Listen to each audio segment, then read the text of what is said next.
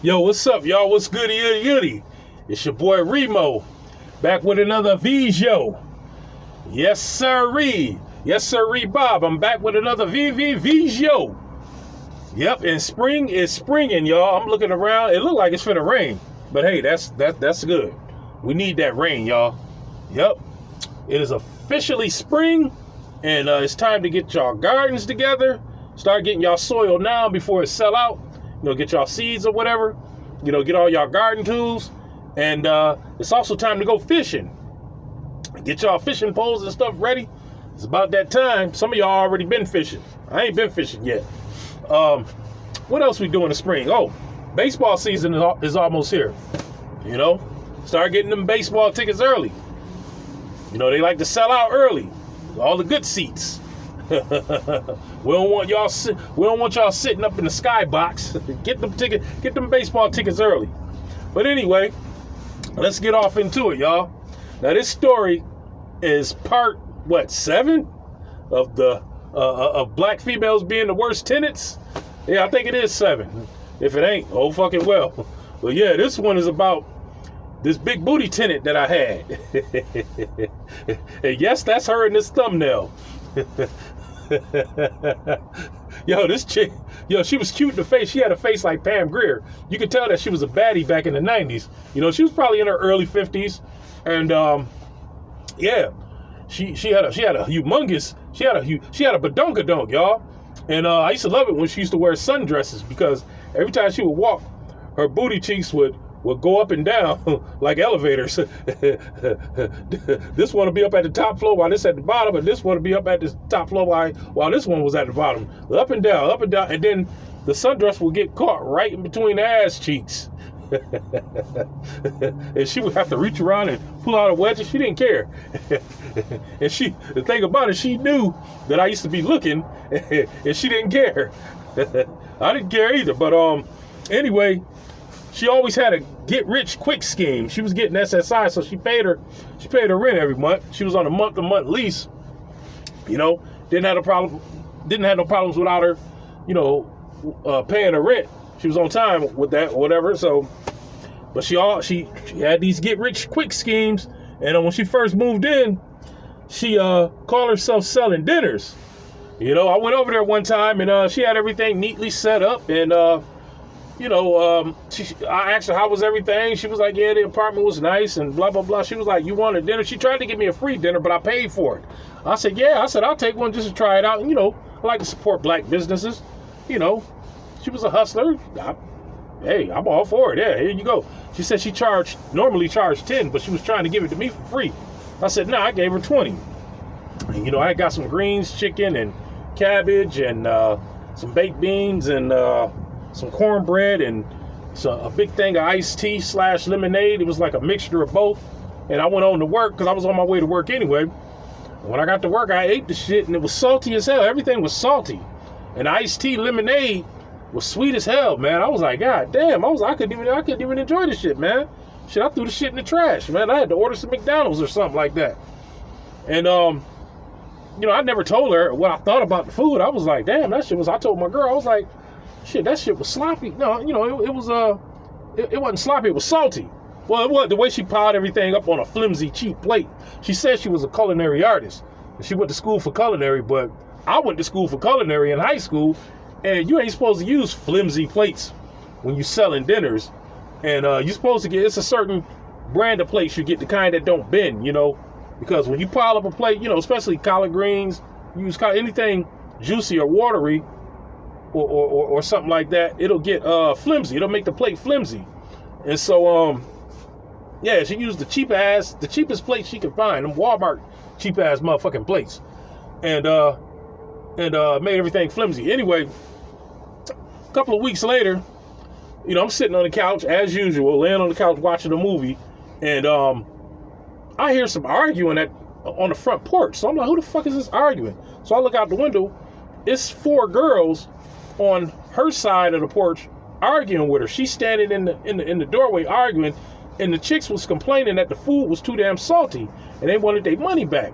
And then her dumb big booty ass was like, "No, I can't give you y'all money back. I can give y'all another plate." They was like, "Fuck a motherfucking plate, bitch. We want our money back.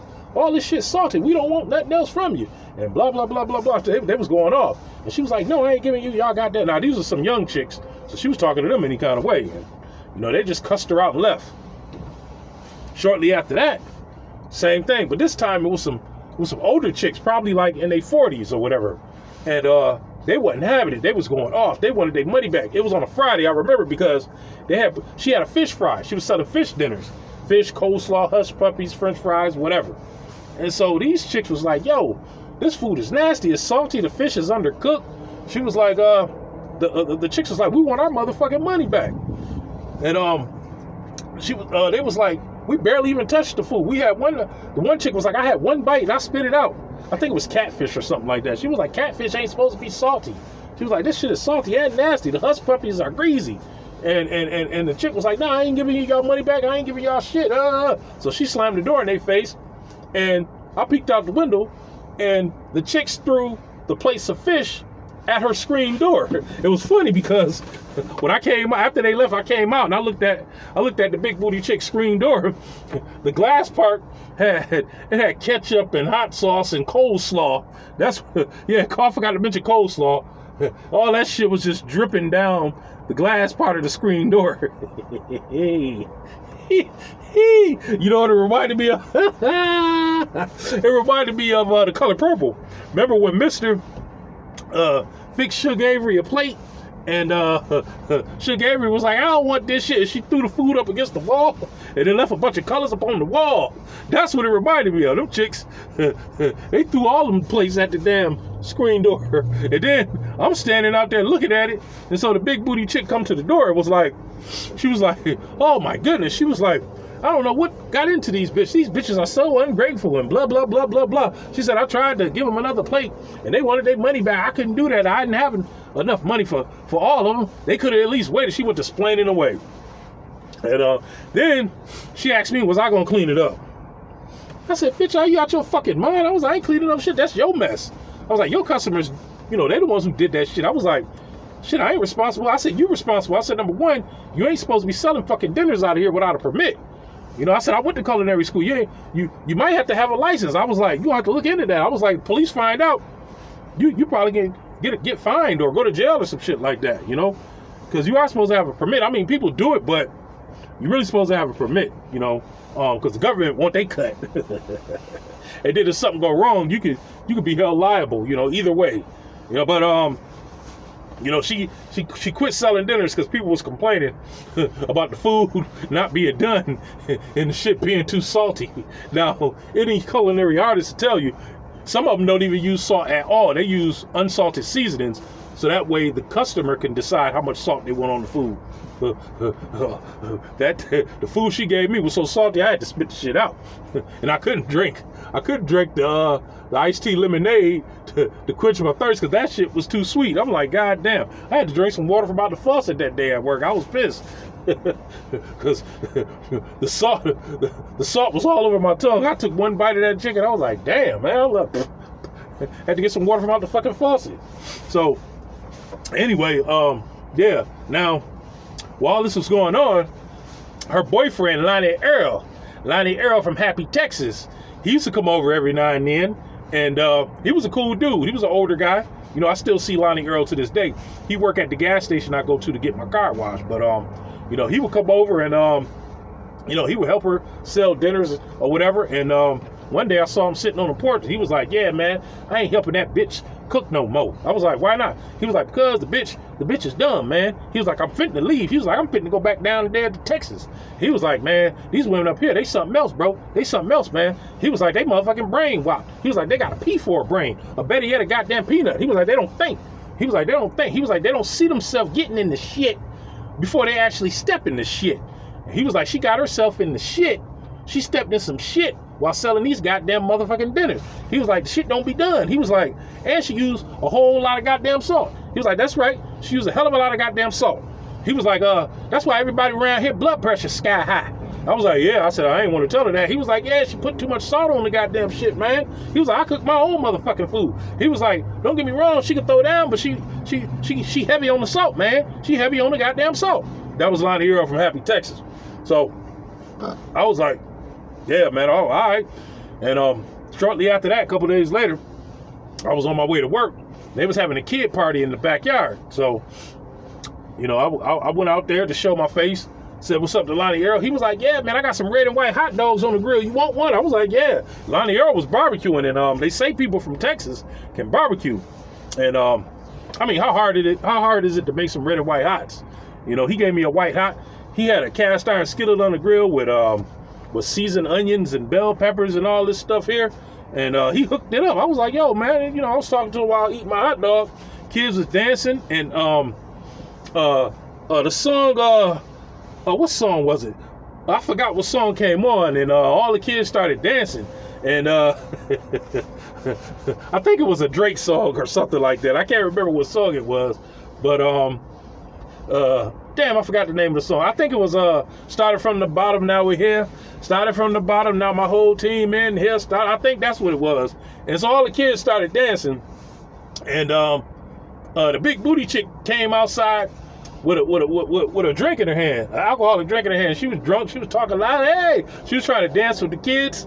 Then she had on a nice sundress too. Then she started twerking. She started twerking for me and Lonnie Earl. And he was like, woman, sit your goddamn ass down. He was like, you know, you drunk. Sit your goddamn motherfucking ass down. These kids don't want to see. This a kid birthday party. God damn it, this a kid. Sit your goddamn ass down. And in my mind, I'm like, nah, keep dancing. So I started going along with it. I was like, hey, I was eating my hot dog. Like, hey, I was like, yeah, get it, sis, yeah. So she started dancing. She started twerking, and then her knee gave out on her. And I was trying not to laugh. So her knee gave out. And she fell backwards. And the funny thing is, she still had the drink in her hand.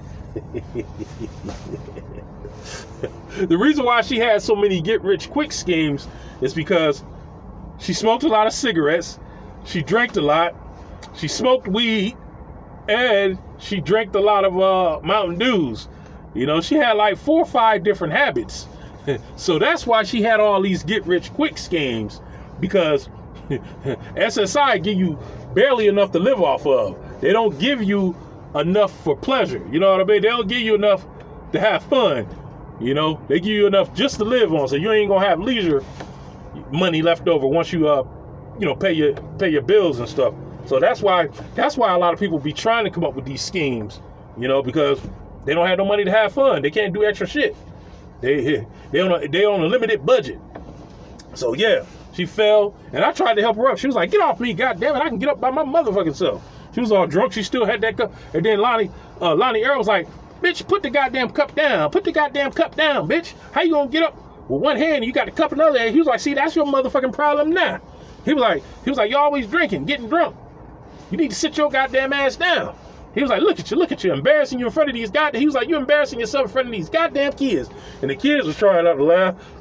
Some of them was actually laughing. You know how kids be giggling. And I'm looking at the kids looking at me, jumping up and down like. So I'm laughing, I'm giggling with the kids. I said, all right, yo, I gotta go to work. So a couple of weeks later, I see Lonnie Earl again from Happy, Texas. He was sitting on the porch again, this time smoking a cigarette or whatever. And he was like, yeah, man, I'm about through with this bitch, man. He was like, like I told you, this bitch motherfucking brain whopped. He was like, man, she ain't the sharpest knife in the drawer. She was like, he ain't the brightest crayon in the box. She ain't got it all. He was like, this bitch ain't proactive, she reactive. He was like, she don't see shit before she step in it. She step in it and then look back. I was like, what? Dude. He was like, man, by next week, I'm gonna be out of here like a broke dick dog. He was like, now, her and her dumbass son, they're gonna start doing taxi rides. Because she had a van. She had a nice van. It was brand new. And I was like, what? I'm like, people call Ubers and Lyfts. He was like, yeah, I tried to tell her dumbass that, but she got a wop brain, goddammit. And he was like, listen to me when I'm telling. He was like, listen to me when I'm talking to you. I said, yeah, go ahead, I'm all ears. He was like, yeah, her and her dumbass son done conjured up a get rich quick way of making money by driving up to the airport or to the bus station and just giving random people rides to where they gotta go and charging them a flat fee. So they did that shit for a couple weeks. And and that didn't last long because they both ended up getting robbed. They both, I don't know why the fuck they went that route, but they ended up getting robbed at gunpoint, and the robbers took the goddamn van, and the police found the van way in Massachusetts somewhere.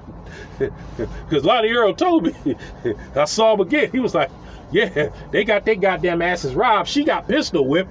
She had stitches in her forehead. They beat the shit out of her son. They lucky they didn't kill him. So Lonnie Earl was like, yeah, the goddamn motherfucking van way in Massachusetts somewhere. Now we got to find a way to get to Massachusetts. We can't get there. He was like, we ain't got no transportation. He was like, but the police ain't gonna bring it to us. He was like, I tried to tell her dumbass that she thought the goddamn police was gonna drive it up here. He was like, no, bitch, you got to go and get it your damn self. You lucky they found it. So they went out there somehow, got the van and brought it back, and it was dented up, but it was still dropped. They drove it from, from state to state or whatever. It was all dented up, but they was happy that they got the shit back. So, she was all stitched up. She had a bandage wrapped around her fucking head. She looked like a goddamn mummy. I shouldn't be laughing, but this shit was funny. This is lessons on life on how not to live and what not to do. Them get rich quick schemes, some of them shits don't work, man. Some things you just shouldn't do. They would have been better off just becoming Uber and Lyft drivers legally, the real way. But they wanted to cut out the fucking middleman. And their asses ended up getting pistol whipped and damn near killed. The shit was hilarious, man. These black females, I don't know. I'm glad I'm not in the dating pool. If me and my girl break up, I'm dating overseas, y'all. Shout out to the passport bros. But yeah, so her dumbass son came up with another get rich quick scheme. They figured they was gonna get some insurance money because they had full coverage, I guess. So her dumbass son set the damn inside of the van on fire. But here's the kicker. Insurance said it's still drivable, and they ain't gonna pay for interior damage. I'm sure the insurance company knew what the fuck the deal was, so they saw through the bullshit. And insurance told them ain't nothing they can do about it. So here they are riding around town in a burnt up ass van. The goddamn steering wheel looked like a damn arcade steering wheel. Like the top part was metal. It was like a square. Remember that game? I believe it was California Cruising at the arcade. It was like it was like a spaceship steering wheel. We used to love playing it as kids back in the 80s. Remember, y'all? But that's the way they damn steering wheel looked. And they had to drive around like this and shit, like they had an arcade. But the shit was all melted. And then the headrest, both headrests was burnt off. It was just metal rods and shit. I was like, they couldn't listen to the radio or shit. They even had the kids in the back seat. The kids, her grandkids, they was all looking sad and shit, looking at me as the car pulled off. Shit, I ain't giving y'all a ride nowhere. They ain't asked, but I was looking back at them like, don't ask, y'all some stupid motherfuckers. So shortly after that, she called me over to change the goddamn toilet seat. I'm like, what? So I went in. When I was going in, Lonnie Earl was coming out. He was like, yeah, this bitch. He was like, I'm gone, man. He was like, I see you at the gas station. Because he worked at the gas station where I would wash my car. I still see him to this day. Lonnie Earl from Happy, Texas. I went in there. She said, fix her toilet seat. So I'm looking. I'm like, damn, the toilet seat broke. It looked like somebody sat down on it and slid off.